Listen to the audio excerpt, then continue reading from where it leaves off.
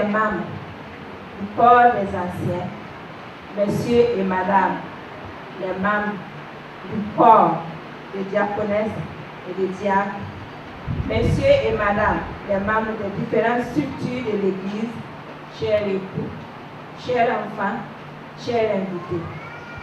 Avant tout propos, permettez-moi de rendre grâce à Dieu, notre Père, qui a permis que se tienne cette journée.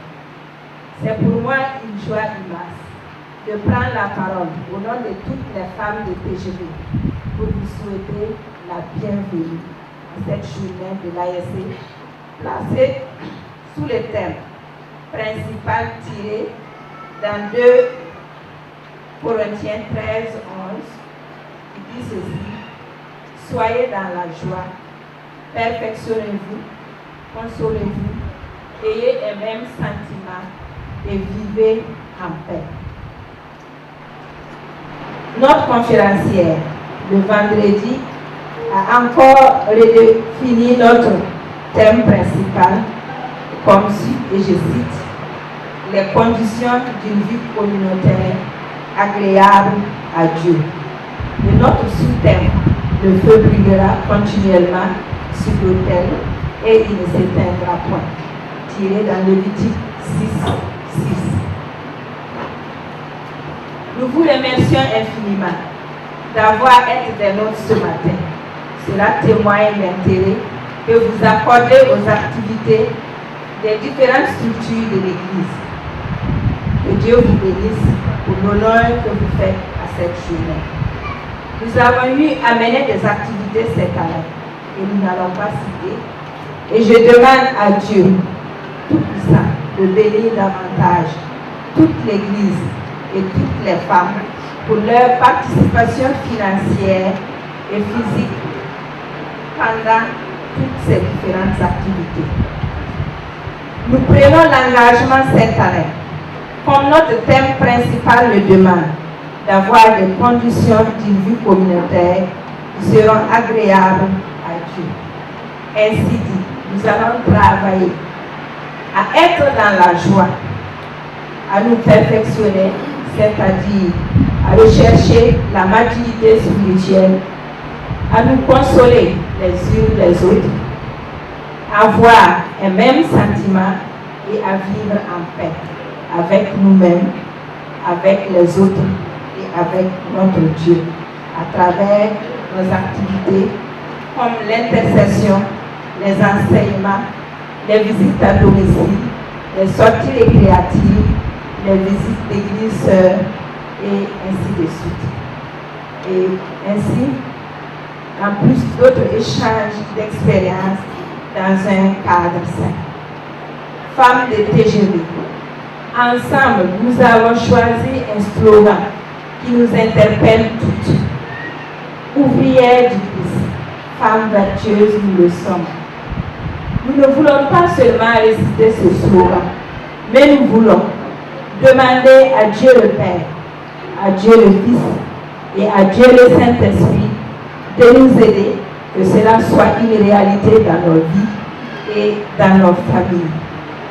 Je m'adresse à présent à toi, femmes de TGV.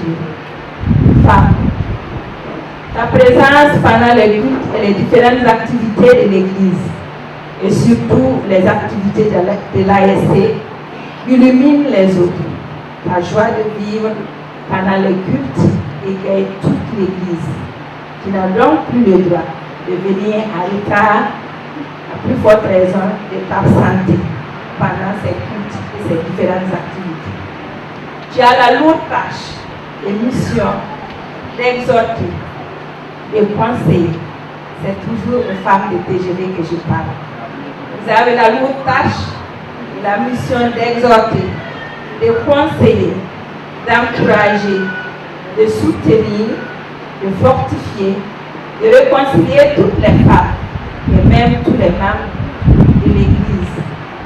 Comme notre Dieu nous le demande, et nous voulons vraiment œuvrer à avoir des conditions de vie communautaire qui nous seront agréables. Je vous demande donc de ne pas vous laisser abattre à imiter quoi que ce soit, à un acte ou un comportement ou une situation quelconque. La parole de Dieu nous dit, je cite, que toute chose concourt au bien de ceux qui aiment Dieu.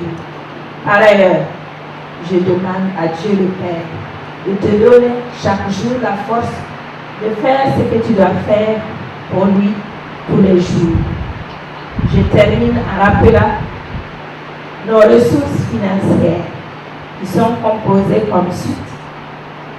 La cotisation mensuelle qui s'élève à 1 000 francs par femme, les cotisations ponctuelles pour les besoins précis et les offrandes de la journée de l'AEC comme celle-ci. Femme de TGV, tu as de la valeur aux yeux de Dieu. Élargis ta vision et reconnais ta valeur en Dieu. Sion 2016. AEC, ouvrière du Christ. AEC, ouvrière du Christ. Femme, vertueuse nous le sommes. Bonne fête à toutes et à tous. Que Dieu nous bénisse.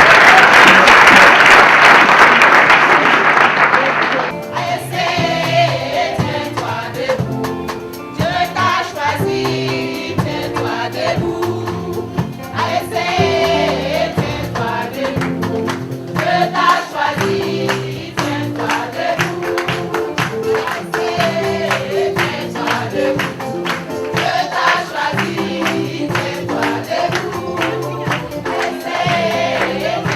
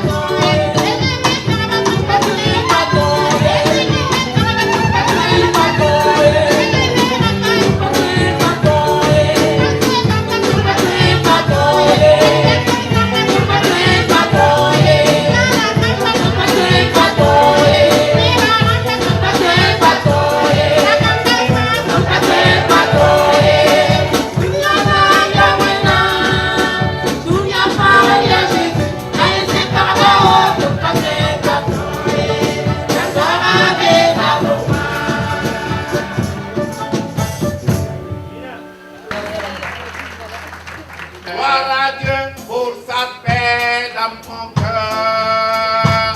Amen, amen, amen, amen. Gloire à Dieu pour son amour dans nos cœurs. Amen, amen, amen, amen.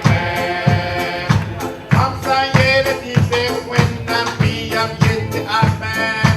Amen, amen, amen, amen. If everyone now I'm laughing, I'm so full.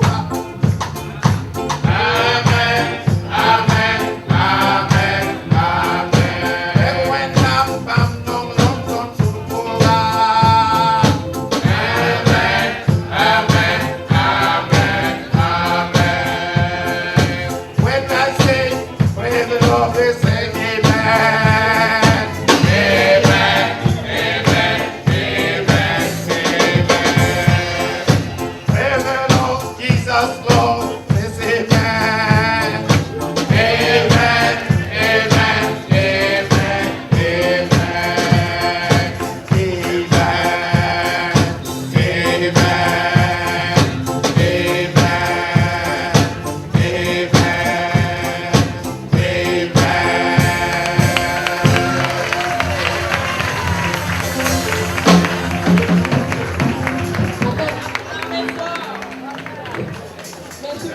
Alléluia.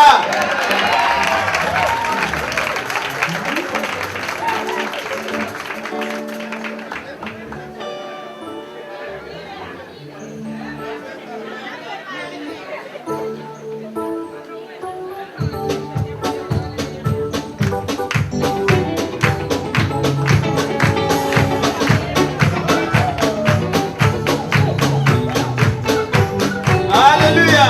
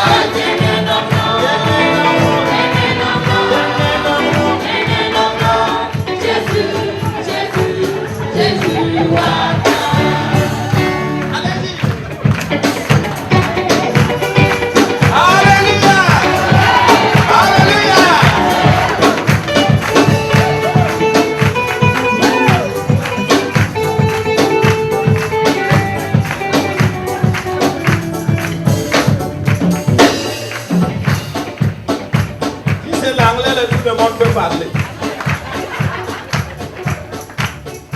Holy, holy, holy. Holy, holy, holy. Holy is the Lord God Almighty. Holy, holy, holy, holy, holy, holy. Holy, holy, holy, holy.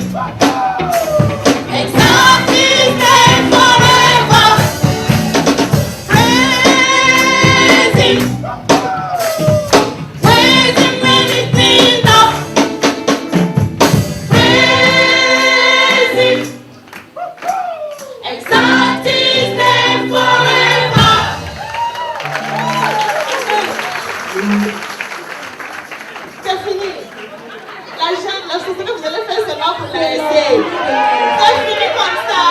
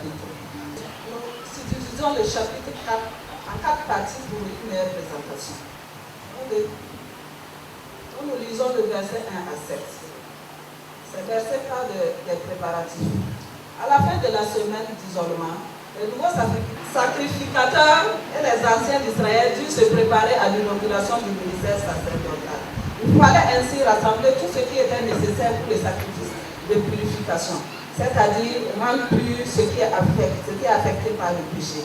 L'holocauste et le sacrifice de paix. Les animaux pour ces différents sacrifices étaient donc préparés et sans défaut.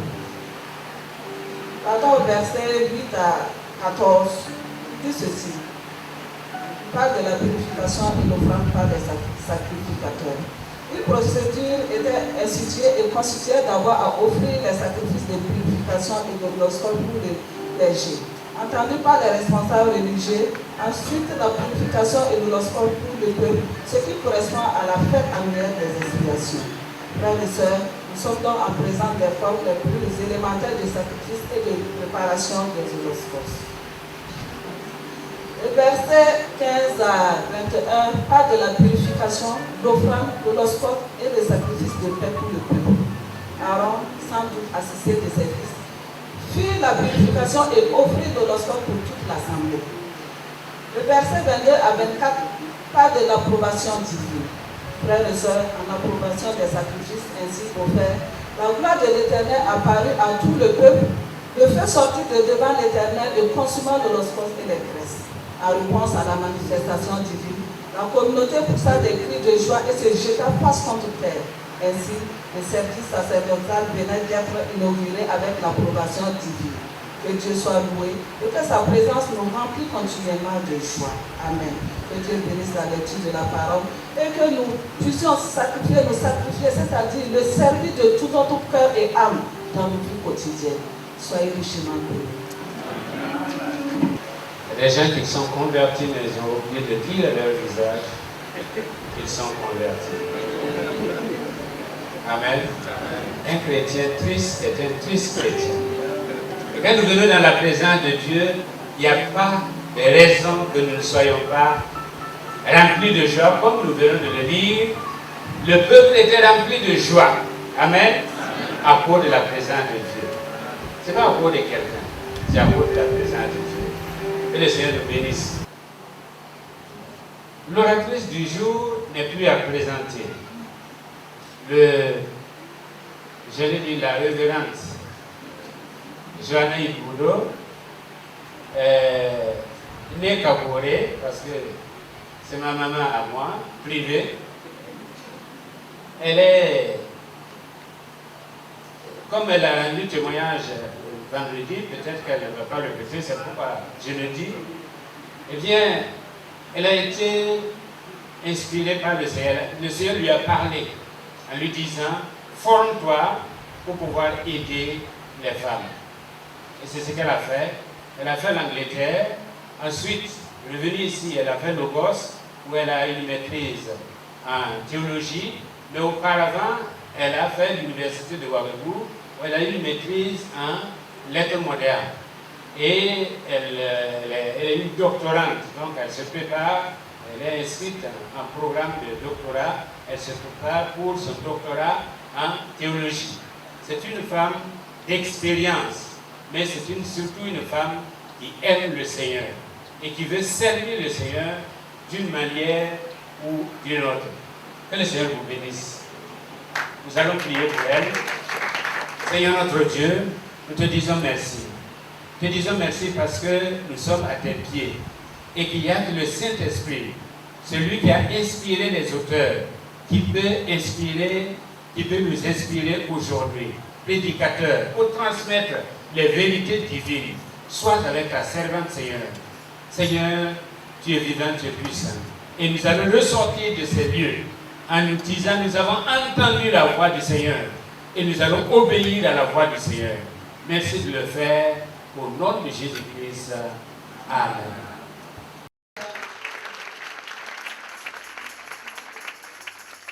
Je veux dire que la journée de l'ASC est une vision extraordinaire. Et nous voulons saluer toutes les personnes qui ont été à l'origine de l'institution, de la création de cette journée. Je pense que les femmes sont d'accord avec moi. La journée de l'ASC, quand je pense à certains pays, je dis vraiment, c'est une vision qui est venue de Dieu. Et l'Église a accepté d'instaurer cela. C'est vraiment merveilleux pour les femmes du Burkina Faso. Et les femmes des assemblées de Dieu, les églises des assemblées de Dieu du Burkina Faso. Et nous devons travailler à faire en sorte que cette journée soit de plus en plus grandiose et que le nom de Dieu soit glorifié. Les femmes ont bien pressé, beaucoup de choses se sont passées, mais je voudrais souhaiter que l'année prochaine, ce soit des filles qui soient ici. Alléluia. Alléluia. Où sont les jeunes filles là? Vous pouvez faire ça, non? Que Dieu vous bénisse. Alléluia. Le thème que je voudrais vous proposer ce matin, c'est la prière qui touche le cœur de Dieu. Alléluia. Ce n'est pas pour des prières spectaculaires, comme certaines personnes aiment, mais c'est pour améliorer notre vie de prière personnelle. C'est très important. Dans cette assemblée, je ne suis pas vraiment étrangère. Je vois beaucoup de visages que je connais. Et je suis heureuse de savoir que les uns et les autres sont ici. Surtout Madame Odrago Florentine. C'est ma voisine des années 79 à 80. Ma voisine d'en face. Je suis contente de la voir ici.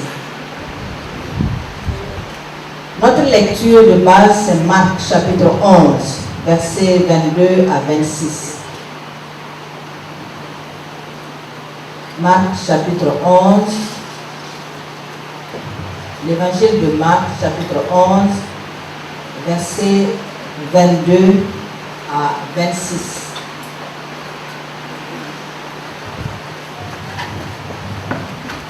Si vous avez trouvé, nous allons lire l'évangile de Marc. Ou bien on lit ensemble. L'évangile de Marc, chapitre 11, versets 22 à 26. Jésus prit la parole et leur dit: Ayez foi en Dieu. Je vous le dis en vérité, si quelqu'un dit à cette montagne, ôte-toi de là et jette-toi dans la mer, et s'il ne doute point en son cœur, mais croit que ce qu'il dit arrive, il le verra s'accomplir. C'est pourquoi je vous dis, tout ce que vous demanderez en priant, croyez que vous l'avez reçu et vous le verrez s'accomplir. Et lorsque vous êtes debout, faisant votre prière, si vous avez quelque chose contre quelqu'un, pardonnez, afin que votre Père, qui est dans les cieux, vous pardonne aussi vos offenses. Mais si vous ne pardonnez pas, votre Père, qui est dans les cieux, ne vous pardonnera pas non plus vos offenses. Amen. Que Dieu bénisse sa parole. La prière qui touche le cœur de Dieu. Voltaire disait: nous ne connaissons aucune religion sans prière. En effet, quand nous regardons autour de nous,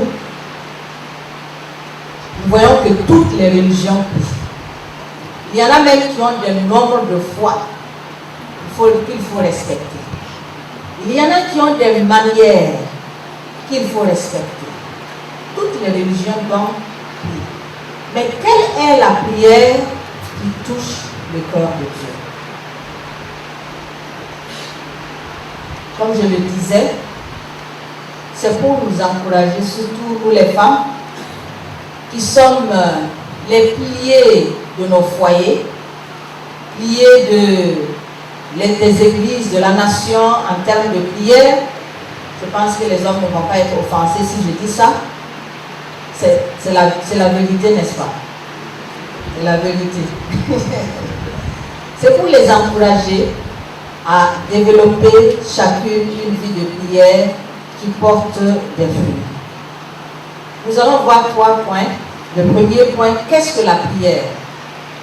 Le deuxième point, pourquoi prier? Et troisièmement, les conditions bibliques d'une prière qui touche le cœur de Dieu. Premièrement donc, qu'est-ce que la prière? Le littré définit la prière comme un acte par lequel on s'adresse à Dieu. Alors, si c'est un acte par lequel on s'adresse à Dieu, il faut savoir que la prière ne consiste pas à présenter à Dieu des litanies de plaintes. Seigneur, tu vois, mon mari il a fait ça, mes enfants ils sont comme ça. Ça c'est pas la prière. Prier, ce n'est pas présenter à Dieu des plaintes. Ensuite, prier, ce n'est pas envoyer Dieu comme nous envoyons la bonne avec une liste de besoins au marché. Si tu pars au marché, tu achètes 100 francs de ceci, 100 francs de cela, 500 francs de cela. Ce n'est pas ça la prière.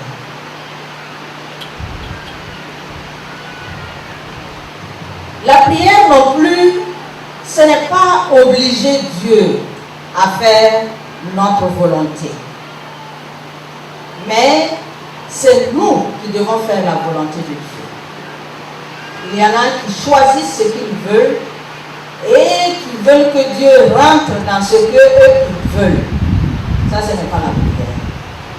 Et je voudrais ouvrir une parenthèse ici pour m'adresser particulièrement aux jeunes gens aujourd'hui.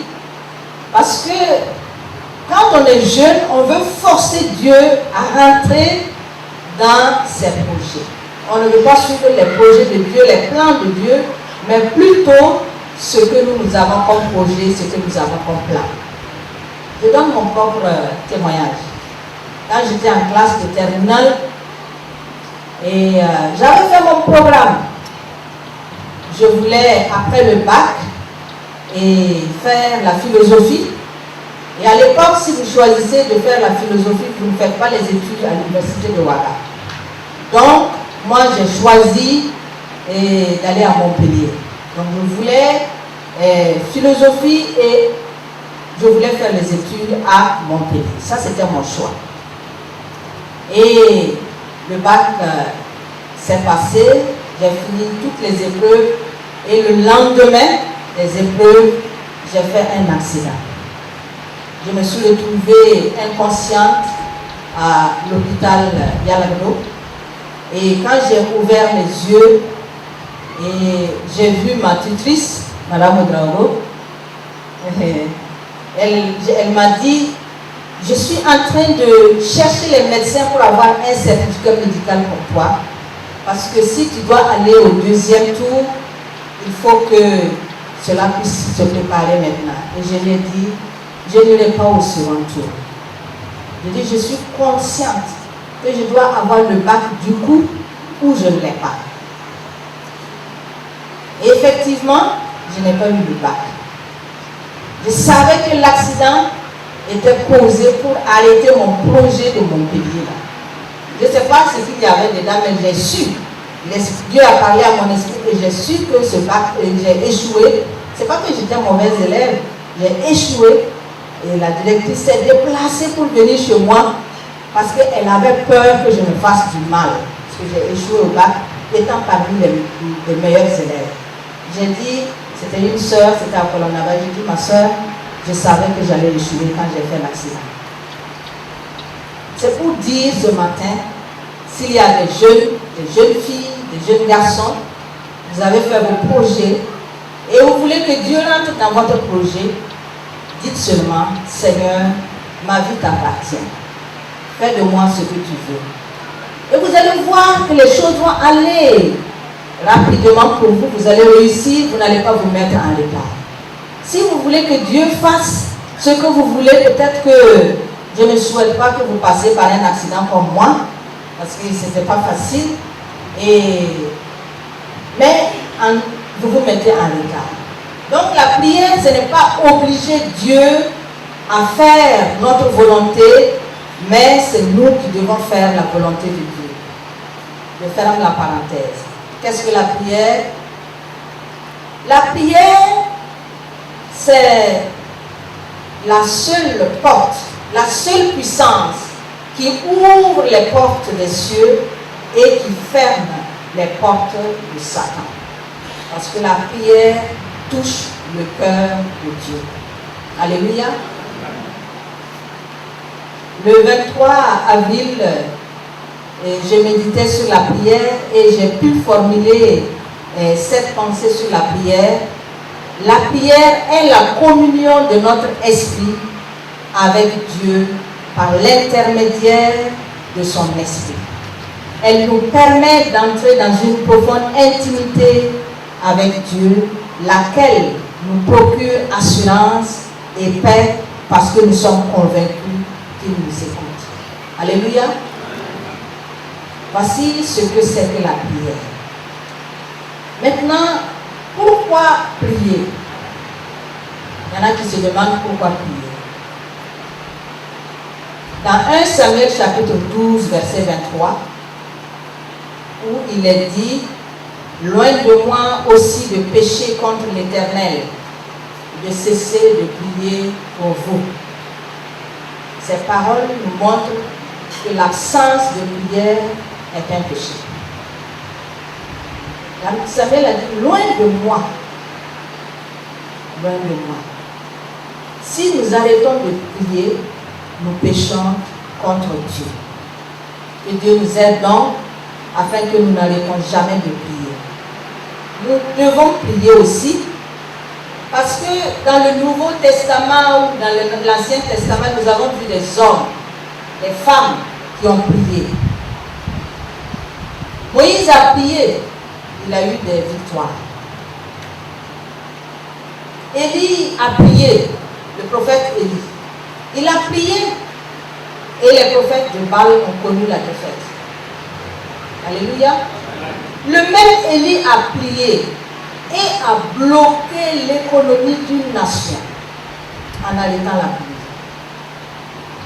Pour une nation agricole, s'il ne pleut pas, c'est l'économie qui est bloquée.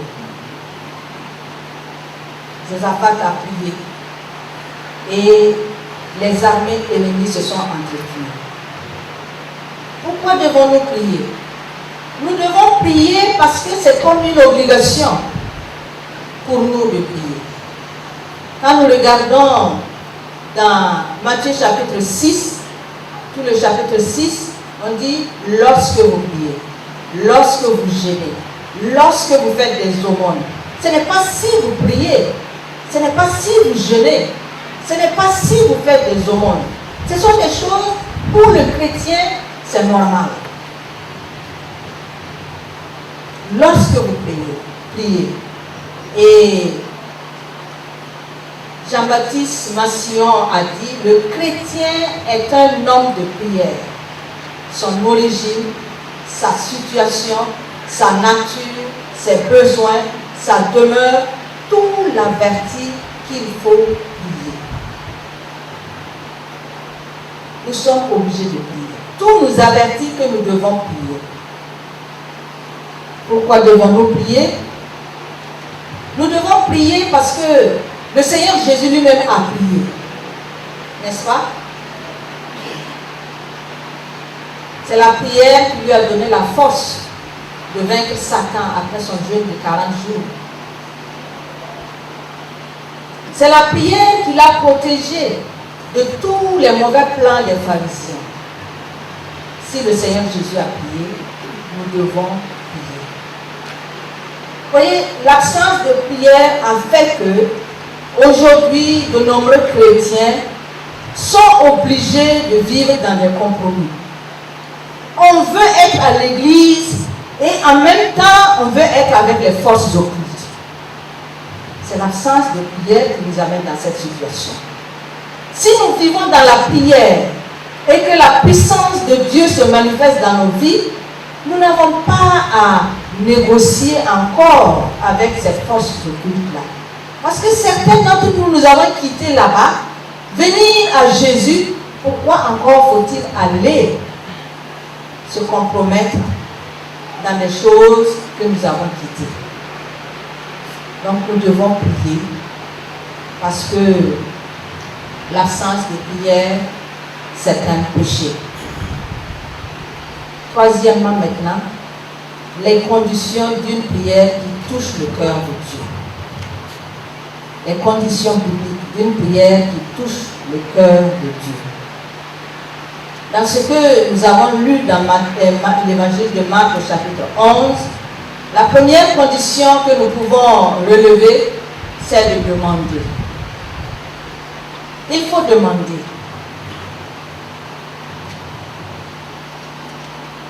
Il faut demander.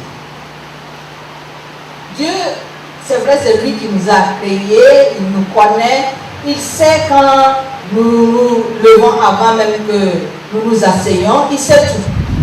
Il sait tout. Mais je dois ouvrir ma bouche pour formuler ma requête. Il faut demander. Ça, c'est la première condition.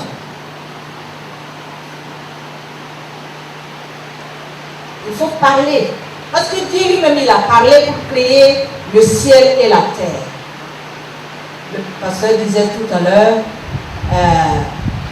il faut confesser. C'est ça, il faut parler.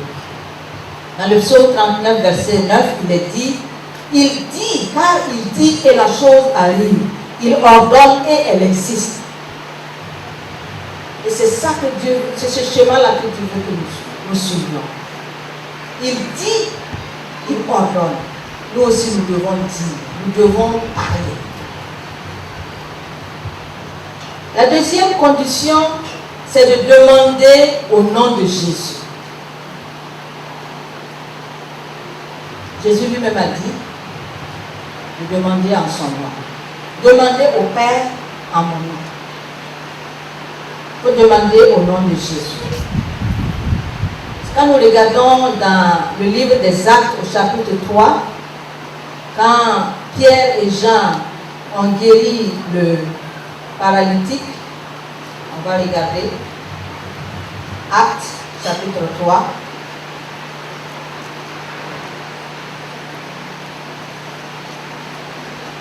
C'était au nom de Jésus.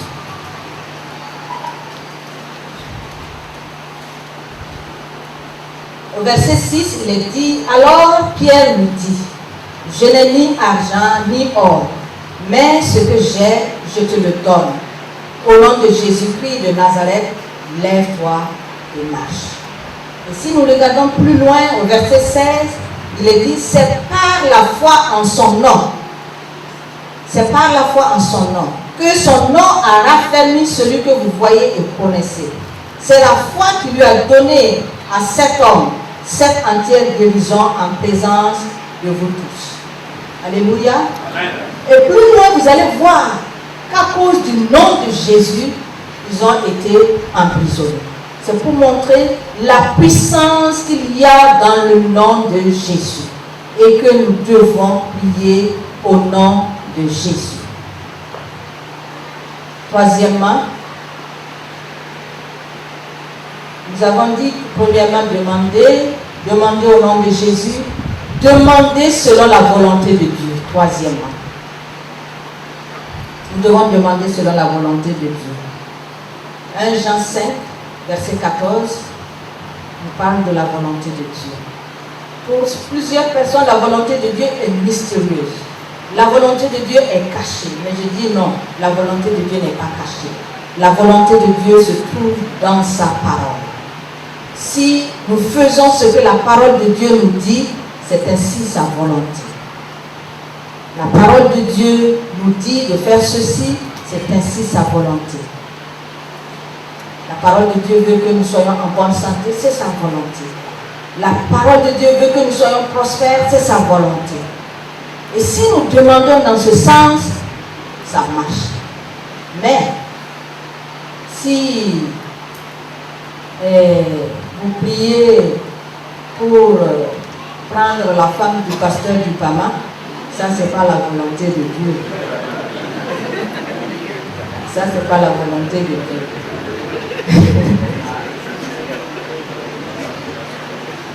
Donc la volonté de Dieu se trouve dans sa parole. Et tout ce qui est contraire à la parole de Dieu n'est pas la volonté de Dieu. Quatrièmement, nous devons prier avec foi.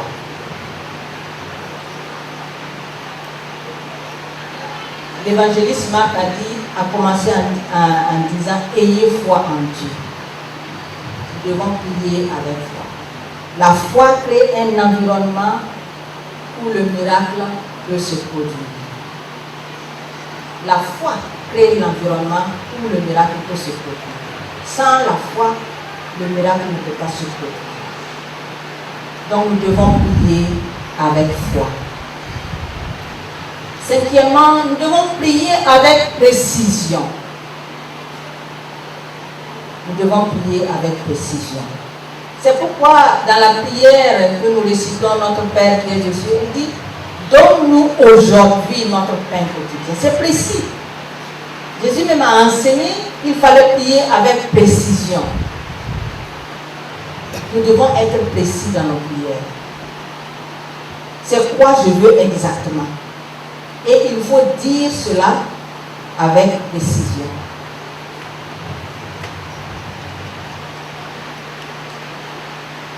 Sixièmement, il faut prier en esprit. Dans Romains 8, verset 26, il est dit que l'esprit nous aide dans nos prières parce que nous ne savons pas toujours ce qu'il faut demander. Pourquoi? Parce que nous sommes limités dans notre langage. Nous sommes limités. Nous n'avons pas toujours ce qu'il faut pour dire à Dieu. Et aussi, le fait de prier en esprit, c'est pour cacher notre prière aux forces démoniaques. Et ils vont entendre ce que nous disons. Si nous disons, Jésus, ils entendent, je parle en français, ils entendent. Mais si je prie en esprit, ils ne comprennent pas ça. Ça, c'est entre moi et mon Dieu. Alléluia. Ils ne comprennent pas ça. C'est pourquoi il faut prendre le temps pour apprendre ça, pour que développer une prière dans laquelle vous ne communiquez pas avec quelqu'un d'autre, vous communiquez directement avec votre Dieu. Comme ça, l'ennemi ne peut pas détourner vos prières.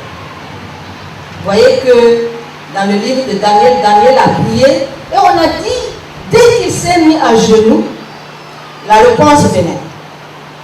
Mais comme les forces démoniaques, le royaume de Perse était au courant de sa prière, ils ont bloqué la prière.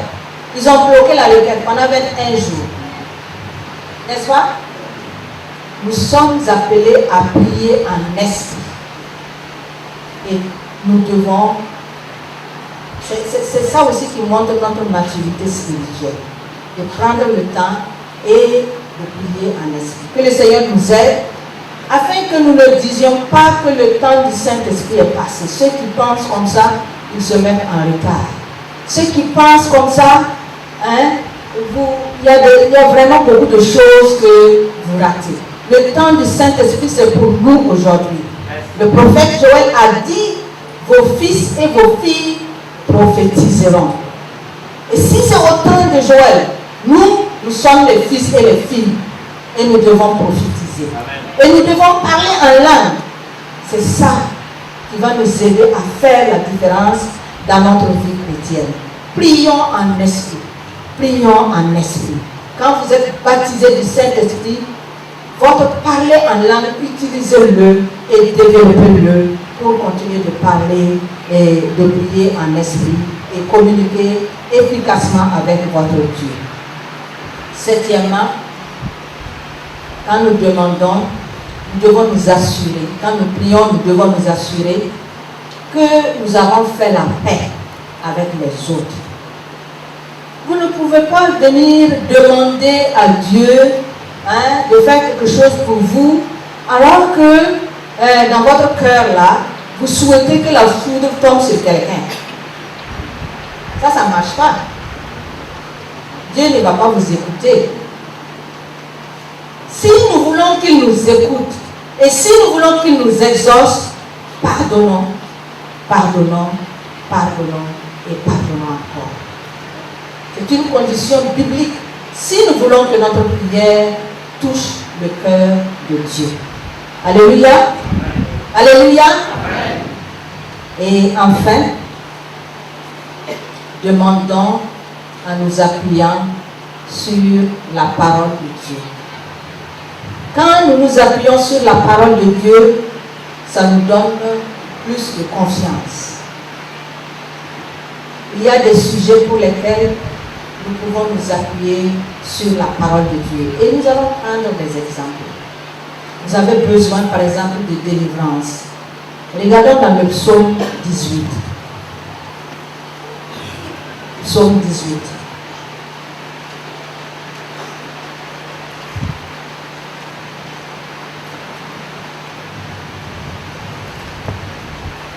passez par des moments difficiles et vous cherchez la délivrance, voilà une prière qui se trouve dans le psaume 18 que vous pouvez utiliser.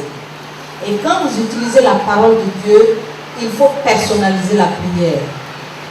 Les mots deviennent vos propres mots. Si nous prenons à partir du verset 14, il est dit, l'Éternel tonna dans les cieux. Mais vous, dans votre situation, vous dites, l'Éternel tonne dans les cieux. Très haut, fais retentir ta voix avec la grêle et les charbons de feu. Lance des flèches et disperse mes ennemis. Multiplie les coups de foudre et mets-les en déroute. Vous voyez, il faut utiliser la parole de Dieu et la personnaliser. Verset 18. Délivre-moi de mon adversaire puissant, de mes ennemis qui sont plus forts que moi. Verset 20. Mets-moi au large, sauve-moi parce que tu m'aimes. Verset 29. Fais briller ma lumière, Éternel, mon Dieu, éclaire mes ténèbres. Verset 33. Sers-moi de ta force et conduis-moi dans la voie droite. Alléluia. Amen. Nous parlons directement à Dieu en utilisant sa parole encore.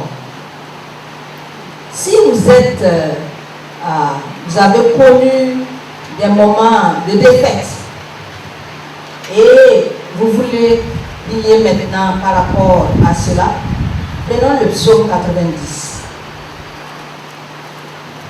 Le psaume 90. À partir du verset 14.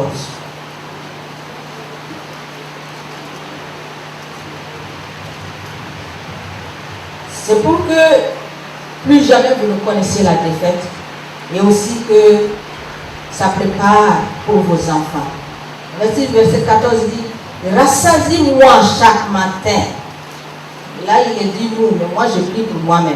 Rassasie-moi chaque matin de ta bonté et je serai toute ma vie dans la joie et l'allégresse. Réjouis-moi autant de jours que tu m'as humilié, autant d'années que j'ai vu le malheur. Que ton œuvre se manifeste à ta servante et ta gloire sur mes enfants. Et je mets leur nom. Que la grâce de l'Éternel, notre Dieu, soit sur moi. Affermis l'ouvrage de mes mains. Oui, affermis l'ouvrage de mes mains. C'est une prière.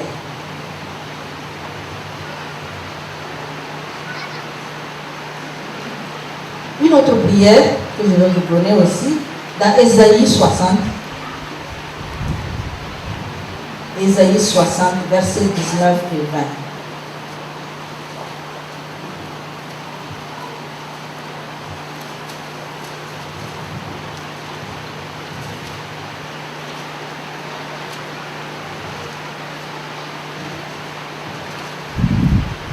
20. Ésaïe 60, versets 19 et 20. Ce n'est plus le soleil qui me servira de lumière pendant le jour, ni la lune qui m'éclairera de sa lueur. Mais toi, Éternel, tu seras ma lumière à toujours. Mon Dieu sera ma gloire. Mon soleil ne se couchera plus et ma lune ne s'obscurcira plus. Car l'Éternel sera ma lumière à toujours et tous les jours de mon deuil seront passés. Amen.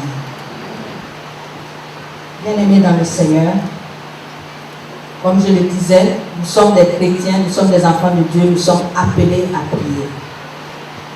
Parce que tout dans notre vie dit que nous devons prier. Si vous êtes malade, priez. Vous avez des difficultés financières, priez. Vous avez des problèmes au niveau de votre foyer, priez. Quelle que soit la situation que vous rencontrez dans votre vie, il faut prier. Et vous attendre à Dieu. Parce que Dieu entend les prières et il les exauce. Dans Actes chapitre 10, verset 4, il dit, tes prières, tes aumônes sont montées devant moi et l'Éternel s'en est souvenu. Les prières, les aumônes sont montées devant le trône de Dieu et l'Éternel s'est souvenu de cela. Est-ce que vous priez? Redoublez encore d'efforts dans la prière. Pratiquez l'aumône. Vous savez, j'aime dire, si vous n'avez pas quelque chose sur quoi vous basez pour dire à Dieu, Ce n'est pas, les Anglais disent self-righteousness, ce n'est pas une justice personnelle, mais c'est pour montrer quand même que vous avez une base. J'ai fait ça. En retour, je peux me tenir sur ce que j'ai fait pour dire à Dieu, fais cela pour moi. S'il te plaît, fais cela pour moi. Ézéchias a obtenu sa guérison ainsi, il a rappelé Dieu. Il a rappelé ce qu'il faisait. Qu'est-ce que vous faites dans l'église? Ça peut vous aider dans votre prière. Ça peut vous aider pour que votre prière touche le cœur de Dieu. Bien-aimés dans le Seigneur, je voudrais vous encourager, comme je l'ai dit, à développer une vie de prière personnelle. Demandez au nom de Jésus. Demandez selon la volonté de Dieu. Priez avec foi. Priez avec précision. Pardonnez avant de prier. Appuyez-vous sur la parole de Dieu pour prier. Et vous allez voir beaucoup de résultats dans votre vie de prière. C'est quand il n'y a pas de résultats qu'on est découragé, on abandonne et on veut faire autre chose. Mais sachez que Dieu est fidèle. Dieu est fidèle. Et si nous sommes fidèles, il le sera toujours avec nous. Il est toujours avec nous et il ne nous abandonnera pas. Ne nous décourageons pas. Ne baissons pas les bras. Gardons courage. Persévérons dans la prière. Et le nom de Dieu sera glorifié dans vos vies.